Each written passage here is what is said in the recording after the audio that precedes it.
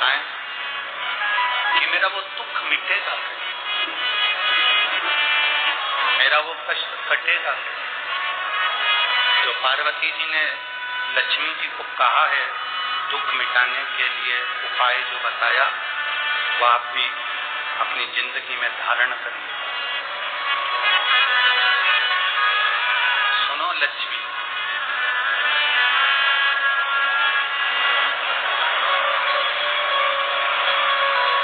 तुमने जो पार्थिव शिवलिंग का निर्माण करा था, उस पार्थिव शिवलिंग पर आपके अश्रु गिरे। वो अश्रु मेरे पास आए, उस अश्रु के बल पर मेरा दर्शन। अब लक्ष्मी,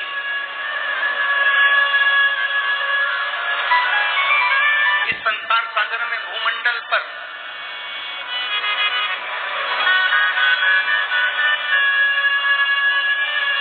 जहां भी बेलपत्र का वृक्ष हो,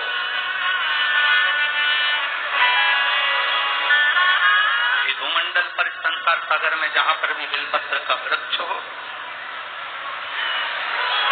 उस वृक्ष की छांव में आप प्रतिदिन प्रदोष काल में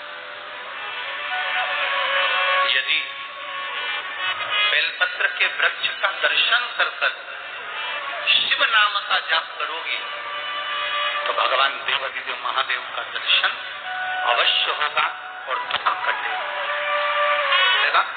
पल्ली बैजनाथ की कथा में कहा था कि प्रदोष काल के समय पर, शाम के समय पर बेलपत्री के वृक्ष के नीचे जो जाकर बैठ जाता है या बेलपत्री के वृक्ष की जो जड़ है उसका मात्र स्पर्श कर लेता है, बेलपत्री के वृक्ष की जड़ की मिट्टी का भी अगर मस्तक पर तिलक धारण कर लेता है या उसको नमन कर लेता है, प्रदोष काल, प्रदोष के समय पर, शाम के समय पर प्रतिदिन अगर वो शिव की भक्ति का स्मरण कर लेता है, प्रतिदिन नहीं कर सकते तो प्रदोष की प्रदोष करो, प्रदोष की प्रदोष नहीं कर सकते सोमवार की सोमवार करो, ये भी नहीं कर सकते हर महीने की शिवरात्रि आती है उस शिवरात्रि पर करो, ये भी नहीं कर सकते तो प्रयास करो कि अपन प्रतिदिन शाम के समय बेलपत्री के वृक्ष के नीचे से अगर कोई निकल कर जा रहा हो उसका मात्र दर्शन हो जाए तो भी हमारा दुख आधा समाप्त हो जाए,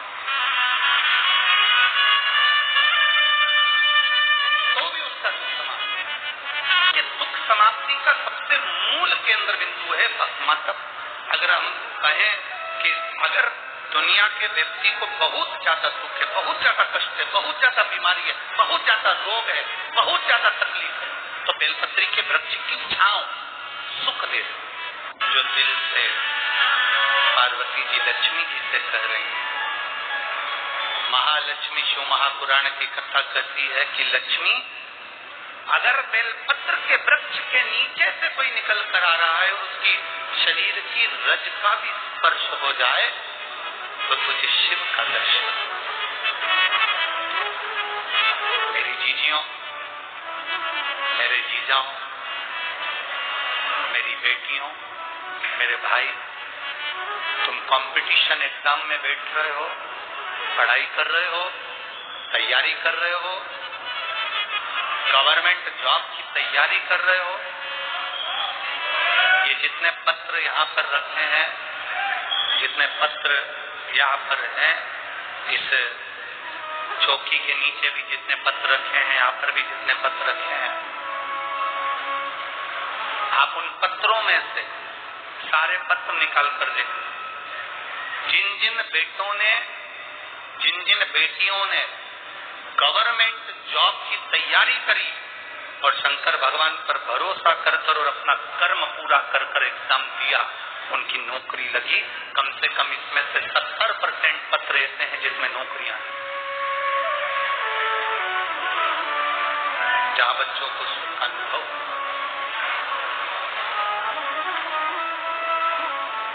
अपनी मेहनत पूरी करो।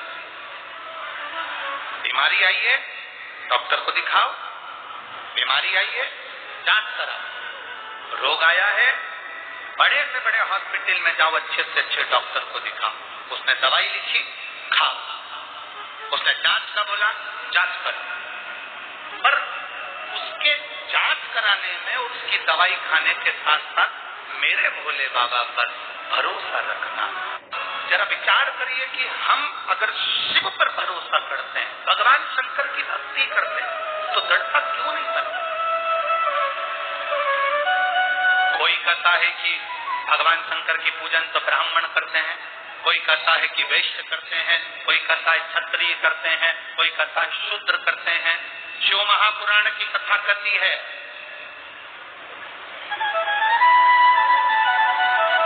जिसको सब ठुकरा देते हैं उसका एक है, वो देव अधिदेव महादेव।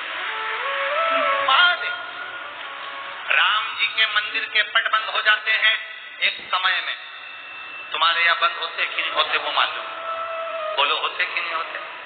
कृष्ण भगवान के मंदिर के पट बंद हो जाते हैं एक समय में, दत्त मंदिर के पट बंद हो जाते हैं एक समय में, भवानी के मंदिर के पट बंद हो जाते हैं एक समय में, वैकुंठ के पट बंद हो जाते हैं एक समय में, ब्रह्मलोक के पट बंद हो जाते हैं एक समय में, इंद्रलोक के पट बंद हो जाते हैं एक समय में।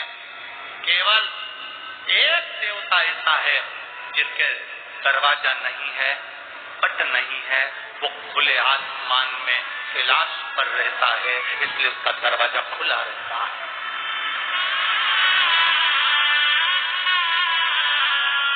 लोग कहते ब्राह्मण अलग, कोई कहता है ब्राह्मण हम उच्च हैं, कोई कहे वैश्य उच्च है, कोई कहे क्षत्रिय उच्च है, कोई कहे शूद्र उच्च है। मेरे राम जी महाराज ने पृथ्वी पर प्रकट हुए थे तो मेरे राम जी के जन्म के समय पर 4 हाथ थे। कितने हाथ थे? जम के बोलो जरा। 4। आप लोग स्तुति गाते हैं, भय प्रगट कृपाला दीन दयाला, उसको पढ़िएगा। माता पुनि बोली सोमती डोली सजौता रूपा, ये रूप नहीं चाहिए 4 हाथ का। आयुध 4, मेरे राम जी प्रकट हुए उनके 4 हाथ थे। मेरे भगवान कृष्ण पृथ्वी पर प्रकट हुए उनके 4 हाथ थे। पर माता देवकी ने कह दिया 2 हाथ का पुत्र चाहिए। कौशल्या जी ने कह दिया 2 हाथ का पुत्र चाहिए। राम जी के जन्म के समय पर 4 हाथ इसलिए थे क्योंकि राम जी का 1 हाथ ब्राह्मण है, दूसरा हाथ वैश्य है, तीसरा हाथ क्षत्रिय है, तो चौथा हाथ शूद्र है। ये 4 जो वर्ण है ये मेरे भगवान के 4 हाथ हैं और ये बुलंद है।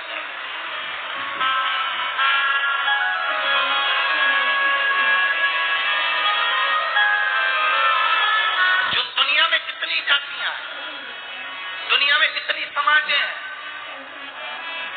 चाहे वो ब्राह्मण हो, चाहे क्षत्रिय हो, चाहे वैश्य हो, चाहे शूद्र हो, इन सब का अगर कोई देवता है तो केवल एक देव अधिदेव महादेव है।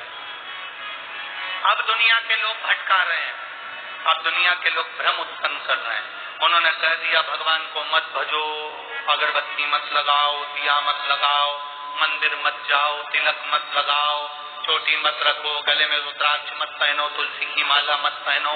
मेरी जीजियों और मेरे जितने भाई बैठे हैं, आप सबसे निवेदन है, अपने गांव में, नगर में शंकर का एक ओटला हो, मंदिर हो, शंकर का शिवलिंग हो, पूरा गांव के लोगों से कहो तो कितने भी बढ़ जाना पर अपने बाप को मत भूल जाना, शंकर को जल जरूर चढ़ाना।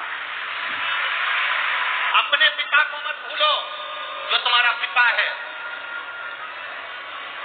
अपने बाप को मत भूलो जो तुम्हारा पिता है, वो शिव देव अधिदेव महादेव